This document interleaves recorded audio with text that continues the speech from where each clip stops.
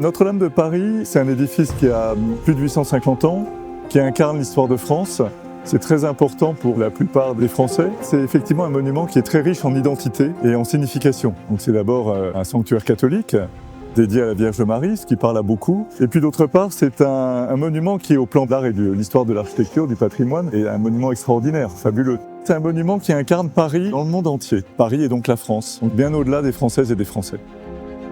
À Notre-Dame, c'est pas n'importe quoi. Il s'y est passé tellement de choses, des grandes cérémonies, des cérémonies religieuses, des cérémonies révolutionnaires, la restauration de Viollet-le-Duc, Victor Hugo, voilà. C'est un monument national. Et puis c'est un gros pôle d'attractivité, de tourisme à Paris. C'est le monument le plus visité de Paris. C'est quand même un monument qui est mondialement célèbre. Et d'ailleurs, l'émotion au moment de l'incendie le montrait bien. On ne peut pas laisser Notre-Dame tomber. Most famous buildings in the world, like Notre Dame Cathedral.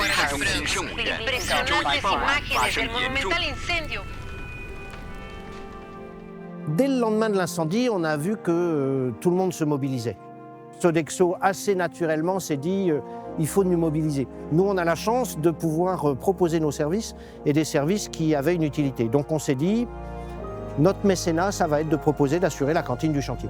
Après la sidération qu'on a tous eue au mois d'avril 2019 avec l'incendie, il fallait qu'on joue un rôle. Nous sommes des spécialistes du temporaire dans des lieux complexes. On se porte candidat, on y va. Dans ce chantier, la dimension humaine a été essentielle. La famille Notre-Dame, c'est des milliers d'intervenants qui ont travaillé pour que cette cathédrale renaisse.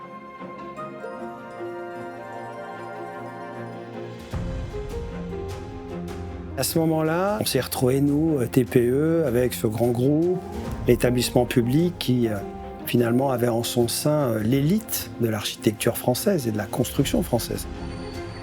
Fin 2022, début 2023, la véritable reconstruction commence vraiment. Et on va passer de quelque chose où on avait 200 personnes à entre 500 et 600 tous les jours.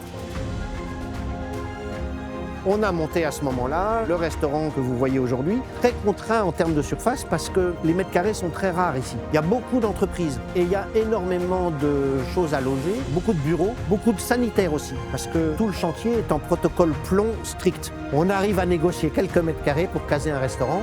Il a fallu construire les petites tentes qui sont aujourd'hui sous les arbres pour pouvoir loger ça en dehors des bâtiments sanitaires.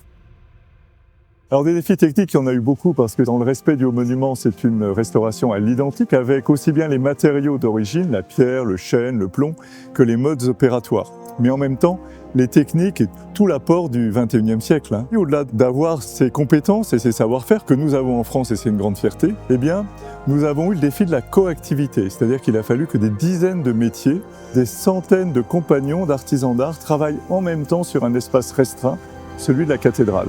Donc un vrai défi d'organisation et de planification.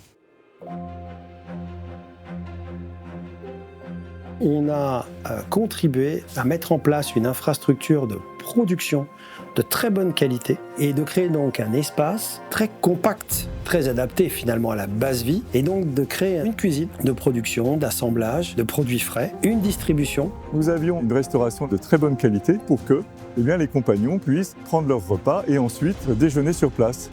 Bien sûr, c'est un coût, mais ce coût, et c'est la maîtrise d'ouvrage et la maîtrise d'œuvre qui en parle, a contribué à gagner du temps. Globalement, sur 500 personnes, quasiment 20 à 25 minutes par jour. Pour résumer, peu d'espace, du matériel extrêmement ciblé, une offre alimentaire très calée et la souplesse de la location qui a permis d'ajuster au fur et à mesure des besoins en un espace-temps très court. Entre nous, Loca Cuisine et Sodexo, il y a une vraie collaboration quand on a dessiné, quand on a conçu notre restaurant, quand on a choisi les équipements qu'on allait mettre, quand on a changé d'avis. Un vrai esprit de on est là pour aider, on est là pour comprendre les problèmes ou les besoins de l'autre. En plein Paris, on a contribué à notre échelle à la mise en place d'une organisation qui a permis au chantier d'être plus efficient. Et c'est ce séquencement-là, dans cet endroit-là, avec cette urgence-là qui était complètement incroyable, et qui restera une expérience absolument unique. On a construit ce restaurant, on l'a conçu ensemble, Loca Cuisine l'a installé, a assuré ensuite la maintenance, la continuité de tout ça, et on a servi entre 5 et 600 repas par jour pendant les presque 3 ans qui ont suivi. Pour la vie du chantier, la cuisine et la qualité de la restauration, cette possibilité de faire sur place des plats, c'était très important. Tout le monde y a été sensible, hein. Un élément majeur de tout cela, c'est la base vie. C'est tout ce qui permet à 700 personnes d'être dans des conditions de confort satisfaisantes parce que l'engagement est important. Nous sommes convaincus chez Sodexo que la restauration et les services de qualité de vie sont un critère essentiel pour la cohésion de ce qui s'y passe, pour la satisfaction des personnes, mais aussi pour l'efficacité du chantier.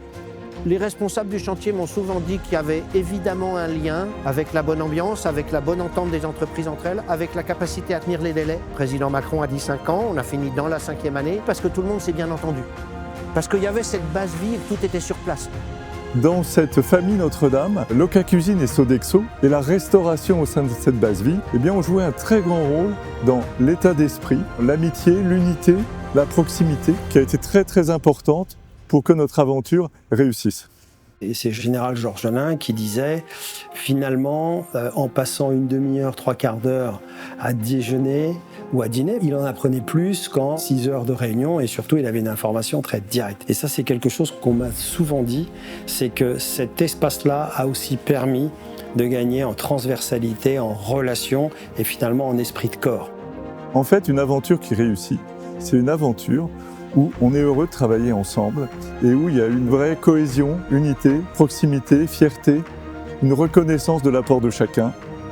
Il y a des métiers qui sont plus facilement sous les feux de la rampe, il y a des métiers de l'ombre, comme on dit, tous sont importants. Et je crois que si on est conscient de la valeur de l'apport de chacun, eh bien on fonctionne mieux ensemble, on est heureux de travailler, on a envie de réussir ensemble. Et c'est ça qui a fonctionné aussi dans ce chantier. Donc voilà, cet enseignement, je voudrais vraiment le dire et le faire connaître dans toute aventure humaine, surtout si elle est un peu ambitieuse. Il faut d'autant plus veiller à ce que l'humain soit au premier plan, soit soigné. Et c'est ce que nous avons fait et réussi ensemble.